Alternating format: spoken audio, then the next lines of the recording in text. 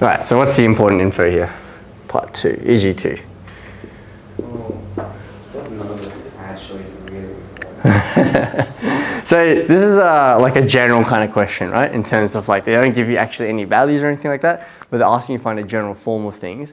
This will probably be in an exam, this is probably like a show or proof question. So we know something is going up with a velocity of u meters per second under the influence of gravity and a resistance force proportional to the square of the speed. So again, like kind of thinking about your diagram. So this is going up over here, that's the direction of travel.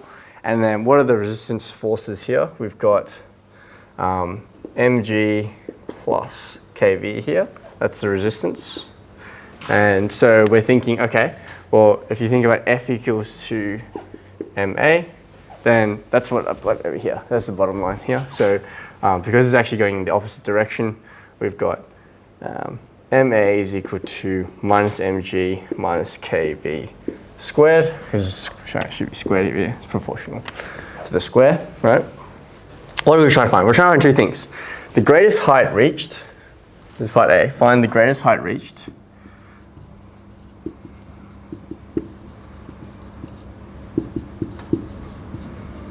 And the time taken to reach the maximum height.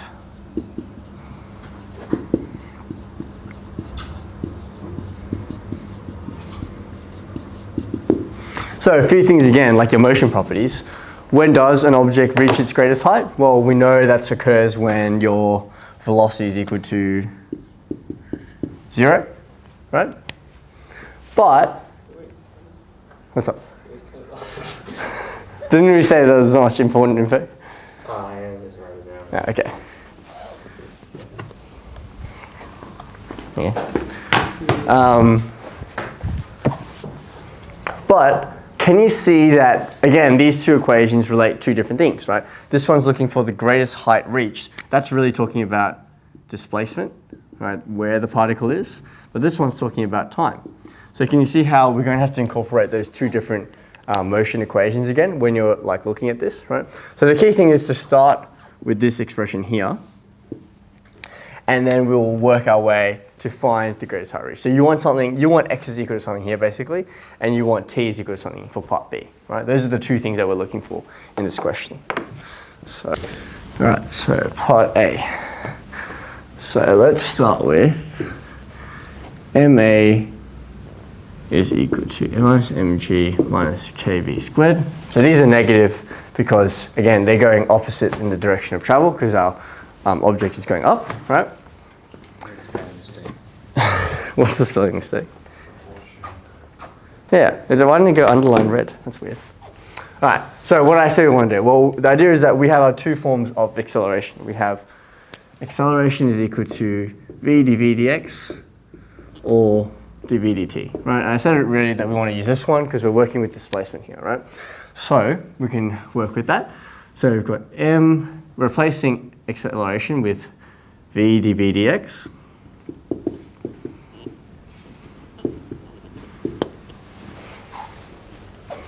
Now this is a situation, like I said, where in Mass and Focus, I've seen they replace this with like m or something. And you can see why the m would make the equation a lot easier to kind of work with because the m's would just cancel out, right? But really, you should be just using the form that is given. You should be using the kV one, I think. I can't really see why you can just add an m. Like, it doesn't really make sense why like you're allowed to do that. I mean, yeah, do you guys see what I mean with that? So the idea is that I think the textbook's added in to make the equations easier to work with, but I can't really see any valid reason for why you should be able to do that, basically is what I'm saying.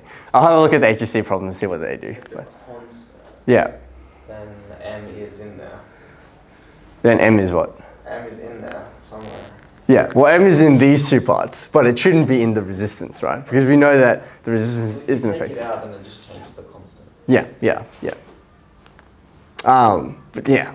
Anyway. And then when the question asks to find the constant, you get a different constant. That's why it's a bit dodgy, I think, as well. Yeah. All right, so let's keep that in mind. But anyway, so again, same idea, right? We're trying to find the greatest height reached, and so we want an expression first for this velocity, right? So same idea, we're going to have to be integrating here because we've got these dv dx's, and you just want to be thinking about how can you rearrange something like this. So what could we do here? Same thing as before, yeah? So what would that be?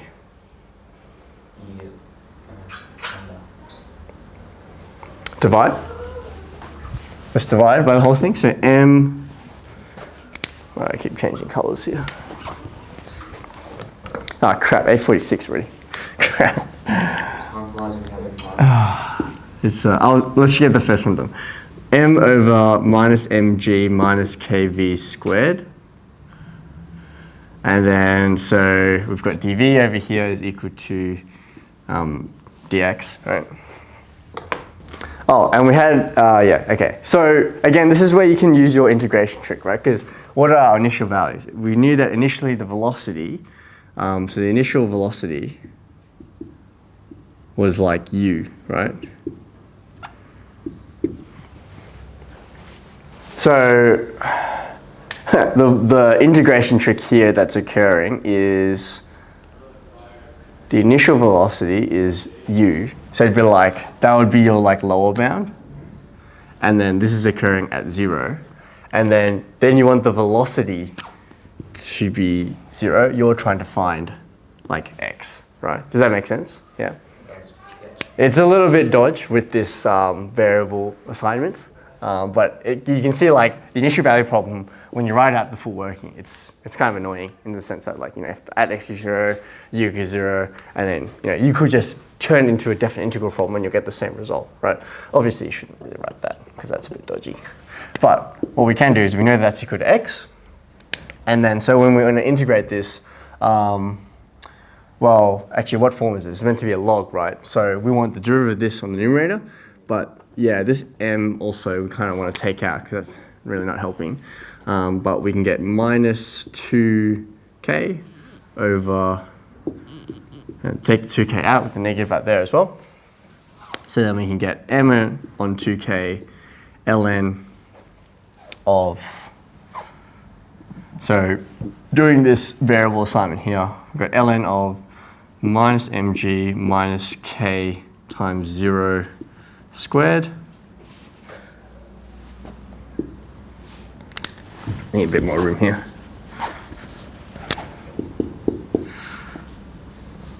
And then here we've got take away ln of minus mg minus k. Now initial velocity was u, so this right here, so ku squared on the x. Well, remember the x is the one we kind of cheat a little bit, like it's 0 to x, but it's, yeah. But then, yeah, maybe change this dx thing to, maybe not t, because that's time, but something else, right? And then we can say, okay, well, just simplifying it out here. So m minus m on 2k outside of ln of minus mg minus ln of, that's nothing we can do with that. But what we can do is we can put these together in our brackets, right? So we could say, you might want to expand this out as well. So maybe get rid of this negative here. What do we want to do here? Either way is fine. If you... This? And then all them. Yeah, let's just leave it. So minus m on 2k ln of minus mg over minus mg minus ku squared. Yep, negatives cancel out. So that goes away. That becomes a plus. That goes away. And in their textbooks, I think their final answer was they actually wanted to get rid of this.